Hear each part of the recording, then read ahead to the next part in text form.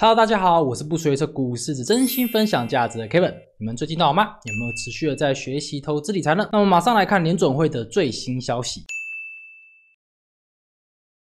那联准会主席鲍威尔在3月7号的时候呢，在芝加哥大学的布斯商学院有进行一个公开讲话。那鲍威尔这次的公开讲话，他对美国的经济状况、通膨走势以及利率政策，还有川普的关税政策呢，都有发表他自己的看法。那我们就一个一个来看。首先是经济状况，那美国劳动力市场呢，在2月份新增了 15.1 万个工作机会，但是呢，他们的失业率呢，却小幅上升到了 4.1%。那鲍威尔表示呢，他认为劳动力市场呢大致平衡，并未对通膨形成一个重大的压力。鲍威尔表示呢，现在呢联准会谨慎的成本非常的低，经济状况良好的状况之下呢，我们不需要做任何的事情，所以我们可以等待，也应该要等待。那他这边的态度其实就表示的非常的清楚，就是他觉得联准会现在可以更加的谨慎。相对于如果他们做出错误的利率决策的话呢，他们所谓面临的风险来讲，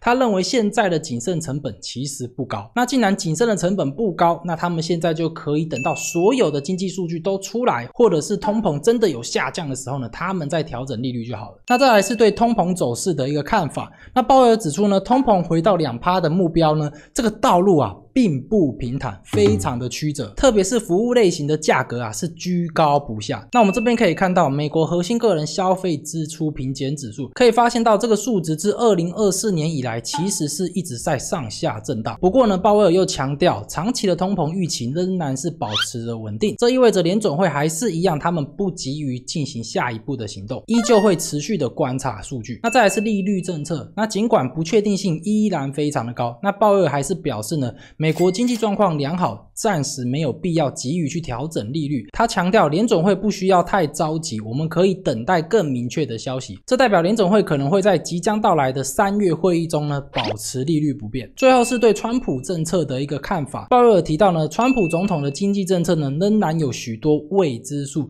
特别是在贸易还有移民方面。那新关税政策呢，也可能会推升通膨，但也可能会压抑经济的成长，所以呢，他现在依旧是持续的观望。那综合上述，我们可以发现到鲍威尔这次的谈话呢，他主要是强调耐心还有观望。目前呢，他不急于采取任何的激进行动，这意味着短期内利率政策不会有大幅的调整。但我觉得我们还是需要密切的去关注未来通膨的走势。那你对此有什么样的看法呢？欢迎你在下方留言分享你的见解，让我们一起讨论哦。那自鲍威尔谈话结束之后，我们来看美国利率的最新预期变化。我们可以发现到，在未来的3月跟5月的会议呢，现在市场上的投资人是认为联准会并不会调整利率，最快应该会在今年的6月份的时候呢，才会降息1码，然后到年底的时候呢，还会再降息2码，将利率降至 3.5% 到 3.75%。那看完这个表格之后呢，我这边有一些投资策略的一个看法可以跟大家分享。首先是债券投资方面，如果市场预期今年还会再降息3码的话，那其实长期债券的价格可能会上升，而且我们可以发现到，在过去1月跟2月的时候呢，长天期的债券其实已经上涨了超过 5% 了。所以如果你想要赚降息所产生的债券的价差的话呢，其实今年也是一个不错的机会。但这边一定要强调的就是，你一定要时刻的去关注联准会的降息预期，因为这会影响到你的策略非常大一部分哦。那至于股票市场方面，降息呢通常会利好那一种成长型的股票，就像是一些科技公司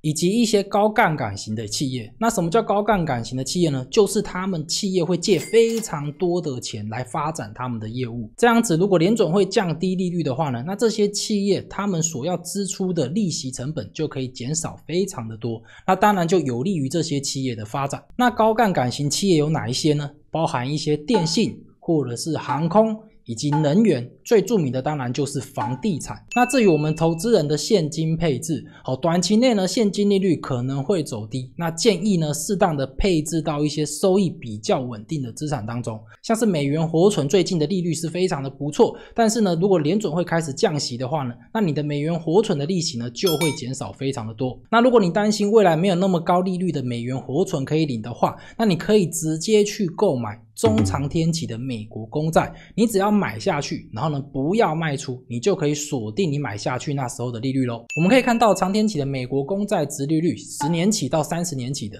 它现在的殖利率呢是高达了 4.3% 到 4.6% 那至于如何直接去购买美国公债呢？你可以看我上面这影片，我有教大家如何使用$1000就可以直接去购买美国公债咯。好，接下来我们来看台湾的高评级公司债券 ETF 在3月份的除息懒人包。那这次呢，总共有8档的高评级公司债券 ETF 会在3月份的时候呢进行除息。那我将他们的股票代号跟基金名称我都放在上面这一边。那这个从左边到右边这个顺序呢，是从数字大到数字小，所以你看到最左边都是最新上市的债券 ETF 哦。那高评级公司债券 ETF 当中，资产规模最高的是 00751B 的元大 AA 至 A 级公司债 ETF， 它是来到了1625亿。那第二名则是 00772B 的中信高评级公司债 ETF， 它则是来到了1268亿。那受益人数方面的话呢，也是 00751B 最高，它是来到了95691人。那内扣费用方面是已经更新上来了，它是2024年全年度的内扣费用。那最低的是 00777B 的凯基 AA 至 A 级公司债，以及 00751B 的元大 AA 至 A 级公司债 ETF。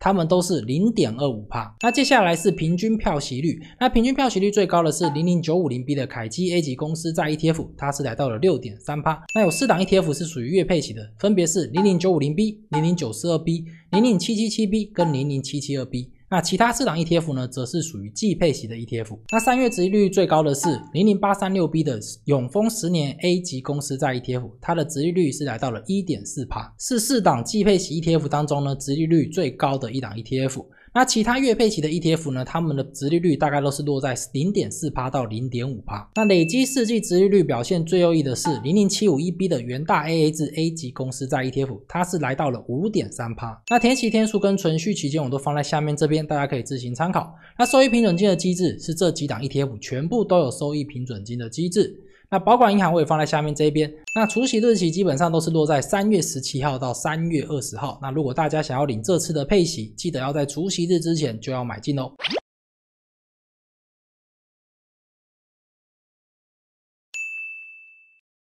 接下来我们来介绍台湾的投资级公司债券 ETF 在3月份的除息懒人包。那总共呢有13档的投资级公司债券 ETF。因为现在台湾的债券 ETF 很多都改成了月配息的债券 ETF 所以我现在做这个专题就是专门介绍台湾的债券 ETF 在每个月的除息懒人包都是越做越多在3月份呢总共有超过40档的 ETF 会除息所以大家如果你们想要参考的话呢，我都会将这些资料呢放在下方的资讯栏以及字体留言栏当中大家可以不用填写任何资料就可以免费下载了。好，那我们就来看投资级公司债券 ETF。 那首先呢，他们的股票代号、基金名称跟挂牌日期我也一样放在上面这边。那资产规模最高的是 00937B 的群益 ESG 头等债20加 ETF， 它是来到了2571亿台币，是这些投资级公司债券 ETF 当中资产规模最高的。那接下来则是 00740B 的富邦全球头等债 ETF， 它是来到了681亿台币。那收益人数最高的也是 00937B， 它是来到了323156人。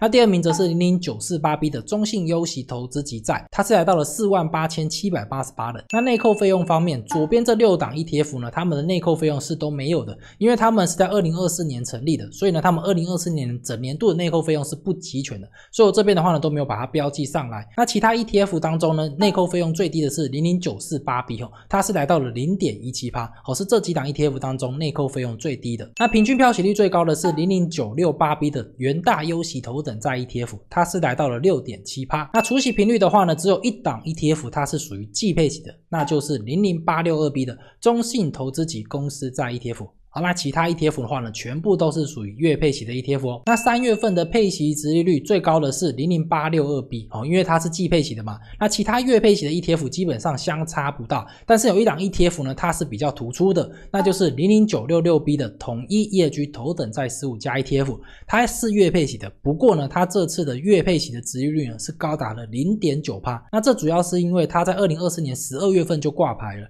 那它到3月才开始配息，所以呢，它这次配息呢呢，相当于是配2个月份，所以呢，它的殖利率呢才会这么的高哦。好，那累积4季殖利率表现最优异的是00740B 的富邦全球头等债 ETF， 它是来到了 6.6%。那填息天数、存续期间跟收益平准金我都放在下面这一边。那收益平准金的话呢，是全部都有收益平准金的机制。那保管银行也是一样放在下面这一边。那除息日期也是基本上落在3月18号到3月21号哦。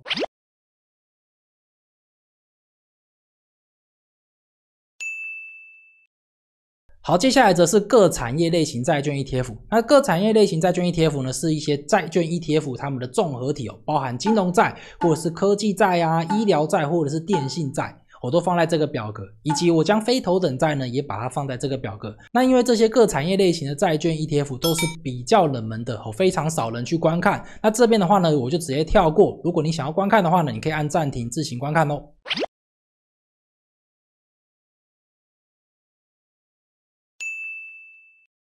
好，接下来是美国公债 ETF 在3月份的除息懒人包。那这次呢，总共有8档的美国公债 ETF 会在3月份进行除息，也是一样，我将他们的股票代号、基金名称、挂牌日期还有股价，我都放在上面这一边。那资产规模最高的是00687B 的国泰20年期的美债 ETF， 它的资产规模是来到了2473亿台币。那第二名则是00764B 的群益25年期的美债 ETF， 它则是来到了431亿台币。那有一档 ETF 要比较注意，那就是 00859B 的群益0到1年的美债 ETF， 它现在只有2亿台币左右，可能会面临下市的风险哦。那受益人数最多的一样也是00687B 的国泰20年期的美债 ETF， 它是来到了284486人。那第二名则是00857B 的永丰20年期的美国公债 ETF， 它是来到了28488人。那内扣费用方面，最优异的是00779B 的凯基美债25年期的 ETF， 它是来到了 0.14%。那第二名则是00687B 的国泰20年期的美债 ETF， 它则是 0.15%。那我觉得0.1几%的内扣费用都是非常的优异，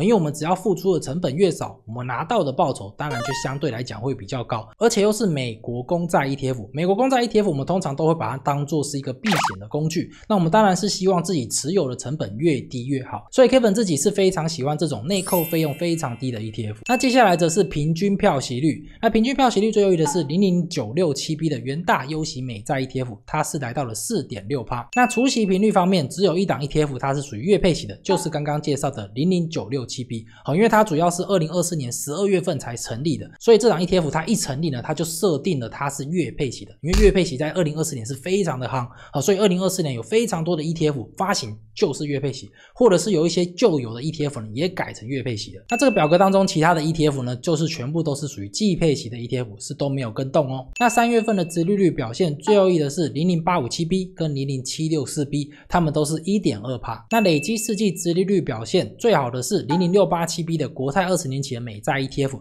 它是来到了 4.8%。 那填息天数、存续期间还有收益平准金以及保管银行都放在下面这一边。你可以发现到收益平准金的机制只有2档 ETF 它是没有收益平准金的机制，分别是00859B 跟00697B， 那其他 ETF 都是有收益平准金的机制。那最后除息日期也是一样，都是落在3月18号到3月21号之间。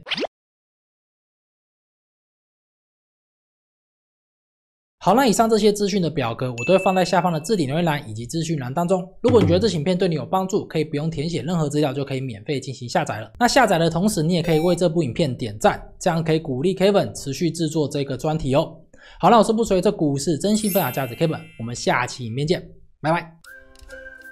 哇，好多啊！再来是产业，不能。产业这个最少人看，我要介绍美国公债。